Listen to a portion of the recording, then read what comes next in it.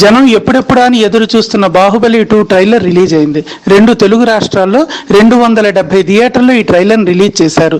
తెలుగు, హిందీ, కన్నడ, మలయాళం అన్ని భాషల్లో ఒకేసారి ఈ ట్రైలర్ రిలీజ్ చేశారు. ట్రైలర్ రిలీజ్ అయిన గంటలోపే అందరి నుండి అద్భుతమైన రెస్పాన్స్ వచ్చింది.